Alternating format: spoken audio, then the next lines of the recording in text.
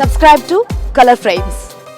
Virat Kohli, Rohit Sharma cricket ఆడకపోవడంతో viewership దారుణంగా పడిపోతుంది. సిరీస్ లను చూడాలన్న ఇంట్రెస్ట్ ఎవరిలోనూ కనిపించడం లేదు. ప్రపంచ కప్ తర్వాత ఈ స్టార్ ఆటగాళ్లు ఇప్పటి వరకు ఒక్కసారి కూడా మైదానంలో అడుగు పెట్టలేదు. మెగా టూర్నీ తర్వాత ఆసీస్ మరియు సౌత్ ఆఫ్రికాతో టీమిండియా తలపడింది. ఈ టూర్ లో రోహిత్, విరాట్ లేని ప్రభావం అచ్చొచ్చినట్టు కనిపించింది. ఇదిలా ఉండగా రోహిత్, విరాట్ దక్షిణాఫ్రికాతో టెస్ట్ సిరీస్ ఆడనున్నారు. ఇప్పటికే టీమిండియా సౌత్ ఆఫ్రికా చేరుకుంది. అయితే ఉన్న పలంగా కోహ్లీ జట్టును వీడి స్వదేశానికి వచ్చాడన్న వార్తలు అభిమానుల్ని తీవ్రంగా నిరాశపరిచింది. మళ్లీ ఏమైందోనన్న ఆందోళన వ్యక్తం చేశారు ఫ్యాన్స్.